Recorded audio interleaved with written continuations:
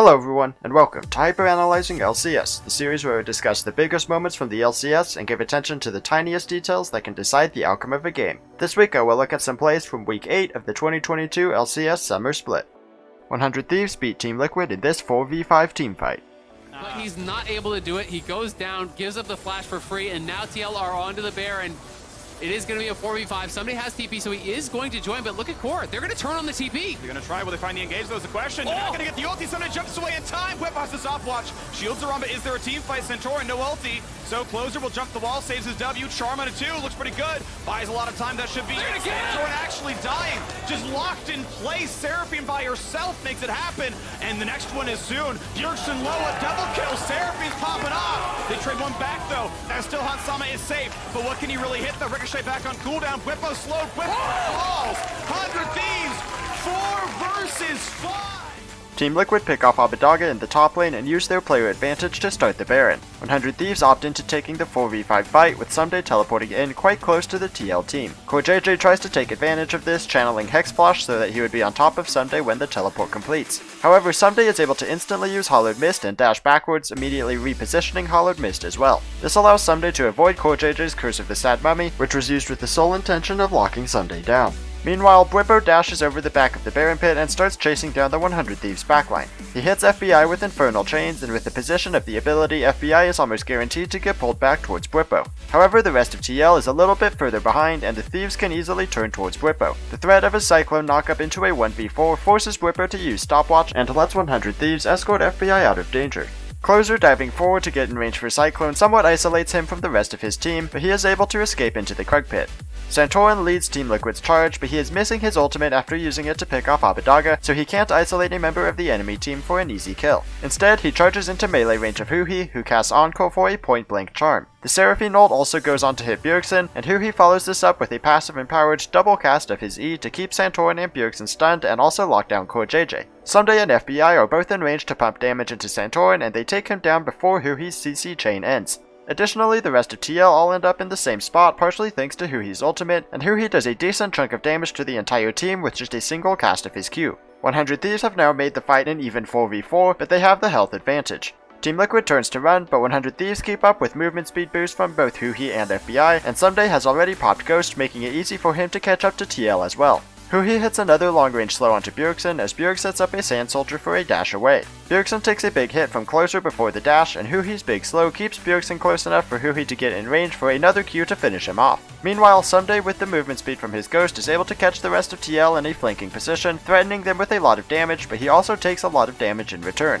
A last-second Emperor's Divide from Bjergsen blocks the other path through the jungle, keeping FBI and Closer away for a couple seconds longer. This gives the remaining 3 TL members time to fight Someday, and Hansama does get the return kill. However, Core JJ unfortunately hits Bandage Toss just before Someday dies, bringing him right into the middle of the 100 Thieves team, where Core quickly falls as well. Bwipo plays a little bit too far forward, still hoping to turn this fight around, and a long-range slow from FBI ensures that 100 Thieves can chase him down for a 4th kill. Hansama gets away, but 100 Thieves win the 4v5 teamfight 4 kills to 1 and get the Baron buff off of this play. Jensen picked up a Quadra kill against TSM as Anivia. On to the bottom side, Inhibitor will drop. Will they take the fight? Looks like they'll find the stun on his Ven, but honestly not an easy target. Poppy also a tank, not going to be the play here. Pretty good Boomerang Blade damage actually. This could be a free hit for Sivir. Looking for Blabber there, they'll find him. He's stunned, he will drop a 1-for-1. Still no Anivia, but at least 300 gold on the board for Instinct. Next one, Shine. Oh, that sidestep. He needed a sidestep, but now they're going to have Flee come in as well. Berserker's been 1 versus 4. I think he won before. He's going to try. He's slowed. He's exhausted. I think with Braum here, it's going to be tough. Flash for the auto. I mean, he should die. The question is what happens around him because the reinforcements are coming on the way. Speaking of the kill to Berserker, but you've got a lot coming out of Fudge's Gwen. The stun came through for Braum, buying out of time, but Jensen is godlike. They do not have the egg. He will be killing them instead, making an omelet out of TSM as Fudge stays alive. A double kill now for the Anivia and Maple. Slowed. Next stun's coming soon. A good flash away. Let's talk about before with the Alistair, but he does not have the damage to kill Sven. And a Quadra kill comes through for Jensen on Cloud9. Cloud9 takes a second inhib as their Baron buff wears off, and TSM goes for an engage as C9 want to back away. However, TSM can only reach the 2 tanks, and Sven's unbreakable will makes him very difficult to take down. TSM does get a lot of damage into Blabber, and as Blabber gets low, he decides instead to sacrifice himself, turning for a heroic charge, stunning solo against the base wall. Jensen chains that stun with another stun from his Q, and Solo falls really low before Chime steps up with Unbreakable to block further shots. Unfortunately for TSM, they make a couple of small mistakes while protecting Solo. First, Chime starts to step backwards into the base while Solo is still stunned, putting Solo back in front of the Braum shield. Second, Solo uses his dash to the left towards Blabber when he could have gotten back behind Chime's shield in time. These two mistakes allow Berserker and Jensen to each hit an extra shot to take down Solo, making the initial trade a 1-for-1 as Blabber falls to Instinct. At this point it looks like C9 has disengaged and will recall, but Berserker stays by the mid lane base entrance. TSM recognizes that he is alone and make the call to chase him down with Weaver's Wall. Despite getting exhausted, Berserker does a great job buying time, first sidestepping Seismic Shove before flashing to build distance, and lastly he uses Stopwatch just before he would have been stunned by concussive blows. This buys enough time for Fudge to teleport to the minion wave and the remaining C9 members to walk back to the mid lane.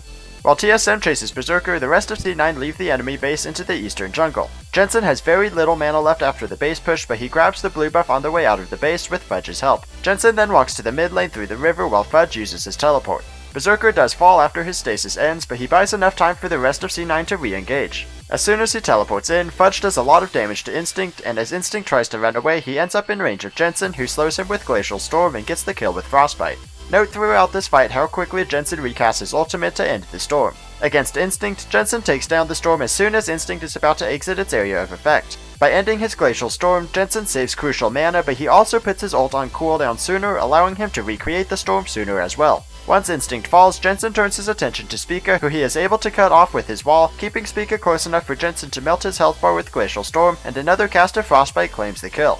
The remaining TSM players really should have continued running, but they turn back to fight, and Chime walks through the Glacial Storm in a late attempt to save Spica. With Chime now in the Glacial Storm, Jensen just keeps the storm running, which he is only able to do because of the blue buff he picked up on his way to this fight. Glacial Storm finishes off Chime, leaving just Maple alive for TSM. Jensen is close enough to slow Maple with another Glacial Storm, which he once again ends just as Maple reaches the edge of the storm's area of effect. Maple flashes Van's Headbutt Pulverize combo, but he has no more mobility to escape as Jensen summons another Glacial Storm and another wall makes sure Maple won't find a way out. The recently acquired blue buff keeps Jensen's mana bar just high enough throughout this entire play, and Jensen casts a final Frostbite to claim the final kill, giving Jensen the Quadra kill and actually all 5 kills in the extended play. Johnsun got his first Quadra kill of the weekend as Sivir against 100 Thieves. It looks like Jose just gets to kill that one by himself. He's got it down to about half. Remember, these are much tankier than they used to be, so it's going to take him a minute here. FlyQuest has to be careful. Why are we throwing out Sejuani ultis this early when Jose is not even here? 100 Thieves. Now they're into the Baron pit. FlyQuest doesn't have any way to get in just yet. Jose Dioto's making his way over. He gave up on the Drake. He didn't complete it. Abadaga getting jumped on. Half HP still left to Kui over the wall. Philip gets the kill. Abadaga's down. And 100 Thieves have to fight the Johnsun. 4v5. He got him. FBI's gone. The carries are gone. 100 Thieves are gone. And FlyQuest, they found the window and kicked that mother in. Triple kill back over to Johnsun. Closer dies.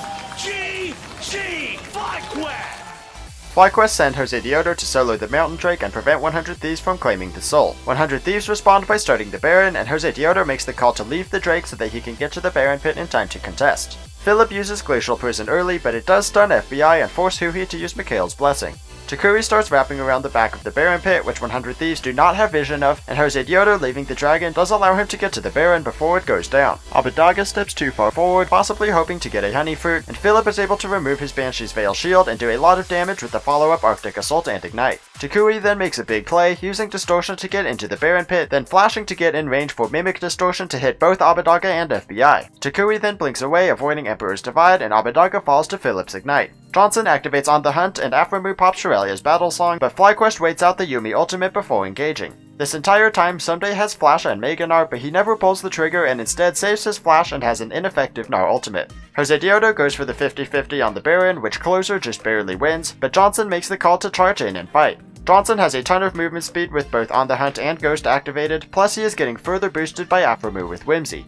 Johnsun does essentially flash in place, but it doesn't matter because he is so fast that he can just run out of the Gnar ult and chase down FBI. Johnsun quickly melts the opposing AD carry for his first kill of the fight. Even though he ran past the entire enemy team, Johnsun has enough speed to kite back as FlyQuest reforms a frontline to protect him. Johnsun also gets a couple of hits on Huhi's Yuumi before he attaches to Someday, but Someday is the next to fall, now surrounded by FlyQuest. Johnsun continues to hit Huhi whenever he can, and he is able to get enough hits onto Huhi to finish him off before he can safely attach to Closer. Closer flashes over the Baron pit wall, but with On the Hunt still running, FlyQuest can easily chase him down for the ace. Closer uses Stopwatch just to potentially delay FlyQuest from ending the game, but it doesn't really delay FlyQuest's push, and it definitely is not going to save his life. Despite Jose Dioto's best attempt to steal a kill, a perfectly timed Boomerang Blade gives Johnsun the Quadra-kill, and FlyQuest push mid lane to get the win. The very next day, Johnsun picked up a Pentakill as Lucian. Yeah, I mean, I think Philip has actually played a pretty solid game in terms of his ability to get sideways in. Whoa! Oh, man. Ignar has to self-ult after that one. That burst becoming very much a threat from FlyQuest after some of this itemization. They're gonna continue going for it. Takui is feeling very strong. Philip flashing away. The prison comes through. Charm on to Philip. Oh. Burn down on to Kenvi. Backline for Jose Deoto. Gets in there with the ultimate. The wave knocks up a couple, and Revenge is the next to fall. Double kill for Johnsun here. Look at that hit onto Lock. Look at that triple kill for Johnsun. Power of Evil and Ignar on the retreat from defeat in this can win. way. A quadra kill. Give it the Penta! Johnsun! Prior to the start of the fight, Takui chunks out Ignar with what is not even a maximum damage LeBlanc combo, scaring Ignar into using Wild Growth to stay alive. As FlyQuest pushes up into the mid lane, the fight officially starts with Lost using the Gravitum gun to root Philip. Revenge tries to combo this with Glacial Prison, but Philip flashes away in time, actually causing Glacial Prison to stun Johnsun, an even better target. This also interrupts the culling, but Johnsun is able to cleanse the stun and dash back behind his front line. Philip steps in front of Johnsun and tanks the charm from Power of Evil. With Philip once again being stunned in the front line, Kenvi and Revenge commit to killing him, and they keep him CC'd with Cyclone and Arctic Assault. However, Aphromoo lands a great Aqua Prison to stun both of the Immortals frontliners, and Philip survives with a Gore Drinker heal into Stopwatch. Aphromoo's stun allows Johnsun to pick up the first kill of the fight against Kenvi, and with the fight turning in FlyQuest's favor, Jose Dioto pops the Vi ult to dive onto Lost. Lost is able to back away with Gale Force, and Jose's follow-up Vault Breaker gets interrupted by Revenge's Arctic Assault, but with those two stunning each other, the rest of FlyQuest catch up to Revenge, and Johnsun picks up a second kill. Although this buys some time for the Immortals backline to escape, both of their carries get caught by a very well-placed tidal wave from Aphromoo. Additionally, since it was such a long-range tidal wave, the slow it applies gets increased in duration to nearly 4 seconds. This ensures that even with the time bought by Revenge, FlyQuest is easily able to catch up to Lost and take him down for the third kill. Power of Evil burns his flash to get away from Takui, but FlyQuest want to chase down the last 2 kills and win the game through the mid lane. Aphromoo uses Aqua Prison on Johnsun to give him the movement speed boost from the Nami passive, which gets Johnsun close enough to reach Power of Evil with his flash. Power of Evil survives for a while longer with Sonya's Hourglass, but Ignar is not so lucky. Ignar does flash away, but not before Takui hits him with Mimic Distortion, and Johnsun already has an auto attack traveling through the air, which is enough to finish off Ignar for the Quadra kill. At this point, Power of Evil is surrounded by FlyQuest and is certain to die after exiting stasis. FlyQuest does not make this particularly easy for Johnsun, but Johnsun is able to land the killing blow and claim the Pentakill. Thank you for watching Hyperanalyzing LCS. Hit subscribe and come back next week for my analysis of the LCS playoffs.